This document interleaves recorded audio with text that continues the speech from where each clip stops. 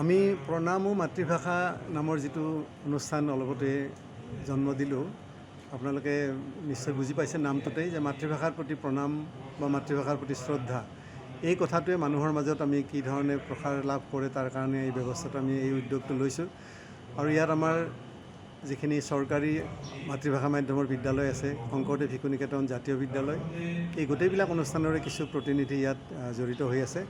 আৰু আমাৰ উদ্দেশ্য হৈছে মাতৃভাষা মাধ্যমত শিক্ষাটোৱে যিহেতু বিজ্ঞানসন্মত শিক্ষা পদ্ধতি অন্ততঃ প্ৰাথমিক পৰ্যায়ত, আৰু শেহতীয়া ৰাষ্ট্ৰীয় শিক্ষানীতিও এই কথাটো কৈছে যে মাতৃভাষা মাধ্যমত অন্ততঃ প্ৰাথমিক স্তৰত শিক্ষাদান হ'ব লাগিব। আমি 3টা দশক আগৰ পৰাই জাতীয় বিদ্যালয়তো এই কামটো কৰি আহিছোঁ, মাতৃভাষা মাধ্যমত শিক্ষাদান কৰাৰ কথাটো। আৰু ভাষা হিচাপে ইংৰাজী ভাষাটো ভালকৈ শিকা কথাটোতো আমি সমানেই গুৰুত্ব দি আহিছোঁ। কিন্তু আমি শেহতীয়াকৈ অনুভৱ কৰিছোঁ যে এই ক্ষেত্ৰত আৰু বেছি সজাগতা সৃষ্টিৰ প্ৰয়োজন। সেইকাৰণে আমি ৰাজ্যজুৰি এনেকুৱা সজাগতা সভা কিছুমানৰ পৰিকল্পনা কৰিছোঁ।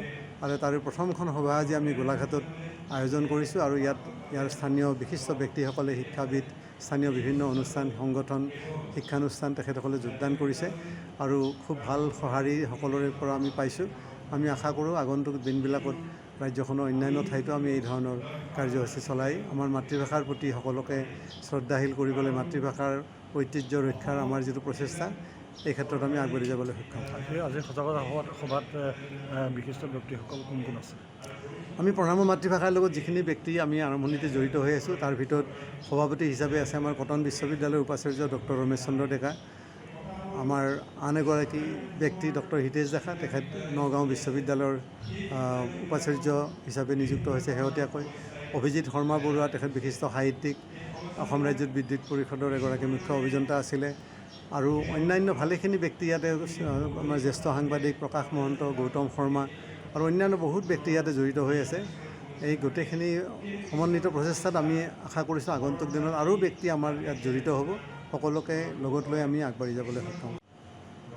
আমি প্ৰণাম ও মাতৃভাষা নামৰ যিটো অনুষ্ঠান অলপতে জন্ম দিলোঁ, আপোনালোকে নিশ্চয় বুজি পাইছে নামটোতেই যে মাতৃভাষাৰ প্ৰতি প্ৰণাম বা মাতৃভাষাৰ প্ৰতি শ্ৰদ্ধা।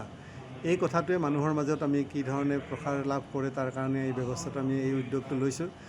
আৰু ইয়াত আমাৰ যিখিনি চৰকাৰী মাতৃভাষা মাধ্যমৰ বিদ্যালয় আছে, শংকৰদেৱ শিশু নিকেতন জাতীয় বিদ্যালয়, এই গোটেইবিলাক অনুষ্ঠানৰে কিছু প্ৰতিনিধি ইয়াত জড়িত হৈ আছে। আৰু আমাৰ উদ্দেশ্য হৈছে মাতৃভাষা মাধ্যমত শিক্ষাটোৱে যিহেতু বিজ্ঞানসন্মত শিক্ষা পদ্ধতি অন্ততঃ প্ৰাথমিক পৰ্যায়ত, আৰু শেহতীয়া ৰাষ্ট্ৰীয় শিক্ষানীতিও এই কথাটো কৈছে যে মাতৃভাষা মাধ্যমত অন্ততঃ প্ৰাথমিক স্তৰত শিক্ষাদান হ'ব লাগিব। আমি 3টা দশক আগৰ পৰাই জাতীয় বিদ্যালয়তো এই কামটো কৰি আহিছোঁ, মাতৃভাষা মাধ্যমত শিক্ষাদান কৰাৰ কথাটো। আৰু ভাষা হিচাপে ইংৰাজী ভাষাটো ভালকৈ শিকা কথাটোতো আমি সমানেই গুৰুত্ব দি আহিছোঁ। কিন্তু আমি শেহতীয়াকৈ অনুভৱ কৰিছোঁ যে এই ক্ষেত্ৰত আৰু বেছি সজাগতা সৃষ্টিৰ প্ৰয়োজন। সেইকাৰণে আমি ৰাজ্যজুৰি এনেকুৱা সজাগতা সভা কিছুমানৰ পৰিকল্পনা কৰিছোঁ। আৰু তাৰে প্ৰথমখন সভা আজি আমি গোলাঘাটত আয়োজন কৰিছোঁ। আৰু ইয়াৰ স্থানীয় বিশিষ্ট ব্যক্তিসকলে, শিক্ষাবিদ, স্থানীয় বিভিন্ন অনুষ্ঠান, সংগঠন, শিক্ষানুষ্ঠান তেখেতসকলে যোগদান কৰিছে আৰু খুব ভাল সঁহাৰি সকলোৰে পৰা আমি পাইছোঁ। আমি আশা কৰোঁ আগন্তুক দিনবিলাকত ৰাজ্যখনৰ অন্যান্য ঠাইতো আমি এই ধৰণৰ কাৰ্যসূচী চলাই আমাৰ মাতৃভাষাৰ প্ৰতি সকলোকে শ্ৰদ্ধাশীল কৰিবলৈ, মাতৃভাষাৰ ঐতিহ্য ৰক্ষাৰ আমাৰ যিটো প্ৰচেষ্টা, এই ক্ষেত্ৰত আমি আগবাঢ়ি যাবলৈ সক্ষম হ'ম। আজি সজাগতা সভাত বিশিষ্ট ব্যক্তিসকল কোন কোন আছে? আমি প্ৰণাম মাতৃভাষাৰ লগত যিখিনি ব্যক্তি আমি আৰম্ভণিতে জড়িত হৈ আছোঁ, তাৰ ভিতৰত সভাপতি হিচাপে আছে আমাৰ কটন বিশ্ববিদ্যালয়ৰ উপাচাৰ্য ডক্টৰ ৰমেশ চন্দ্ৰ ডেকা। আমাৰ আন এগৰাকী ব্যক্তি ডক্টৰ হিতেশ ডেকা, তেখেত নগাঁও বিশ্ববিদ্যালয়ৰ উপাচাৰ্য হিচাপে নিযুক্ত হৈছে শেহতীয়াকৈ। অভিজিত শৰ্মা বৰুৱা, তেখেত বিশিষ্ট সাহিত্যিক, অসম ৰাজ্যিক বিদ্যুৎ পৰিষদৰ এগৰাকী মুখ্য অভিযন্তা আছিলে। আৰু অন্যান্য ভালেখিনি ব্যক্তি ইয়াতে, আমাৰ জ্যেষ্ঠ সাংবাদিক প্ৰকাশ মহন্ত, গৌতম শৰ্মা আৰু অন্যান্য বহুত ব্যক্তি ইয়াতে জড়িত হৈ আছে।